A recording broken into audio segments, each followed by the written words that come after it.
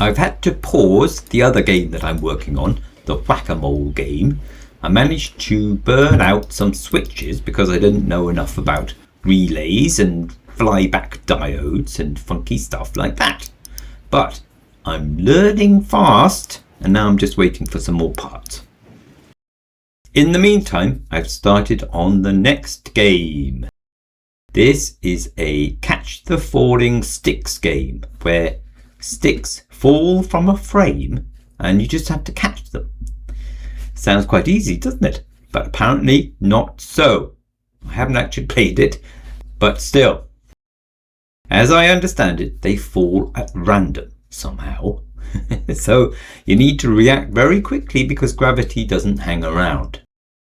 I like the idea of it because it should be fun to play and fun to watch, and it shouldn't be too complicated to make, surely. Surely it can't be as complicated as the whack-a-mole game anyway. But the first challenge is the frame. I need it to be easily transported to the market in the back of my car, and it has to stay upright in the square even on windy days, if that's possible. And I think it would be good to be able to vary the height of the horizontal bar that holds the sticks. And that way children and adults should all be able to play it, shouldn't they? So that's the first design challenge, how to make the frame. I guess if you work for a wealthy company, you could choose whatever materials are best for the job. But for the rest of us, we have to look around and see what we have already or can get locally and what we can afford. Now this thing is going to be quite big, so it will want to blow over. So I could make the uprights like this, but that would need some sort of removable heavy base for them. They'd have to be removable, otherwise they would take up too much space in the car.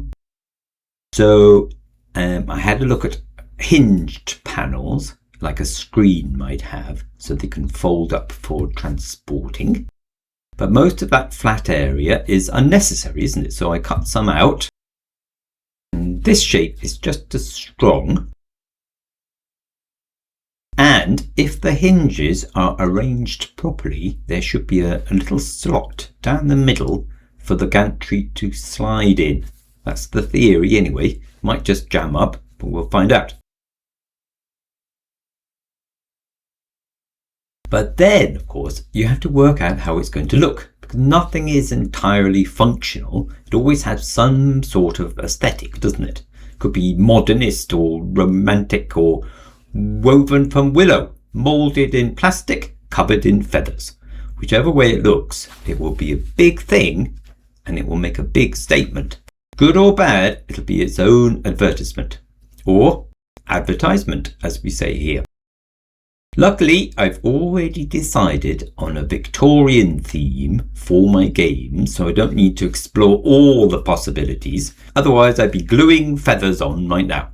So I drew some twiddly bits, perhaps the sort of shapes that might once have been wrought in iron, except mine will have to be wooden for cost reasons. So that means they'll be two-dimensional and much thicker than iron ones would have been. It's a compromise. And at least I shouldn't need a team of horses to move this thing around and a steam crane to lift it into position. Incidentally, I didn't draw these in Tinkercad. I used my normal 2D drawing program, Coral Draw, and imported it from that. I cut these out of 18mm MDF because it's easy to cut and finish.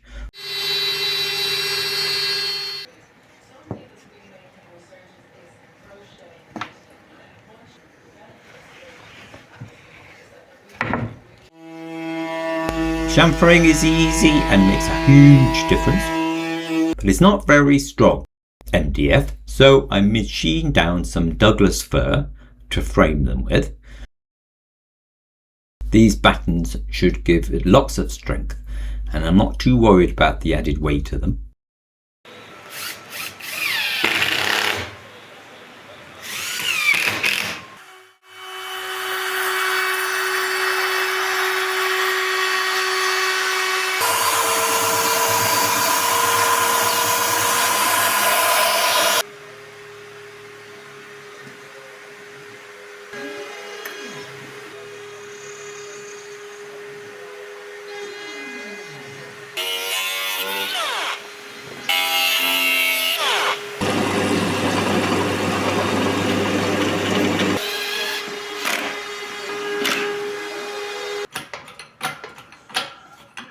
I bent some steel bar as braces or stretchers maybe.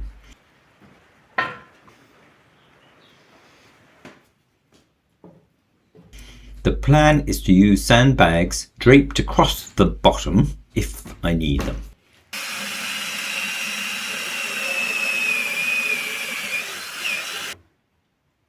And then I added some handles.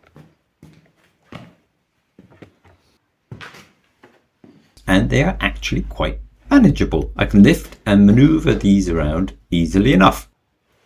Obviously they need painting too, but we're not there yet.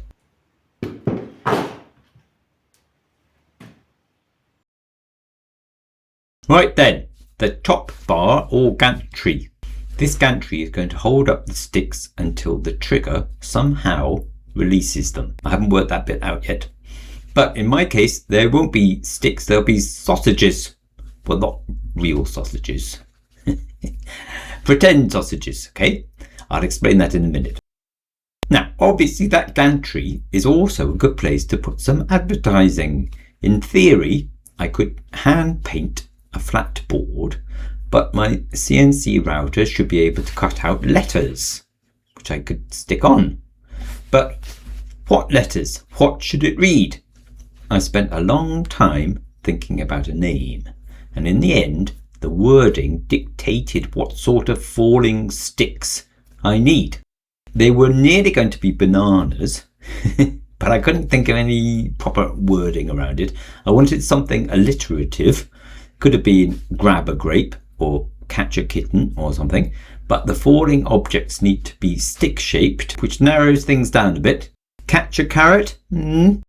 In the end I decided on sausages, mostly because I could use 2 large S's in the signage. Laying out the letters and adding serifs and scrolls and trying to get the spacing and the angles right always takes me ages. The sign writing is a subtle art for sure. I used 9mm MDF. I started with a 6mm bit, but went down to 3mm for more detail to get into the corners.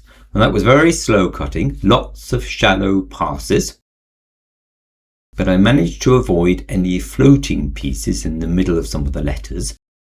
But in all the adjusting, I managed to miss a couple of mistakes in the drawing, so I'll need a bit of filler later.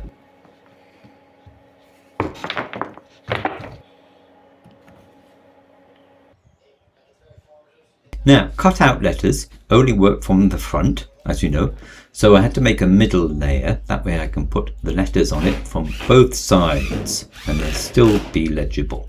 Of course, that middle layer is also the main support too, so I wanted to use ply for that.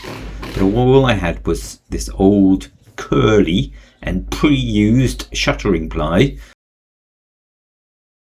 still with a nasty rusty screw head in it, which I didn't see till after I'd started cutting. I decided to chance it and not stop the machine because it doesn't always like restarting. Pure luck that the router missed it.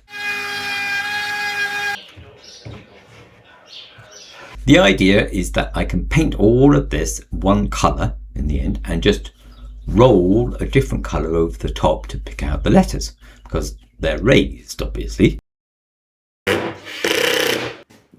I hope that will work, otherwise the painting of all those letters would be a huge job. I'm using angled fillets on either side. The idea is that they should keep the gantry in position and allow it to slide up and down. And that's it.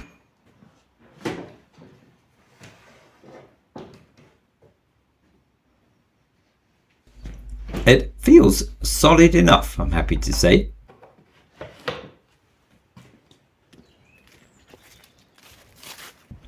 It's going to take 2 trips to the car, so far anyway. Of course, that's just the frame. All the tricky bits to do next, the sausages themselves and how to hold them up and then how to release them in a random sequence. But so far so good.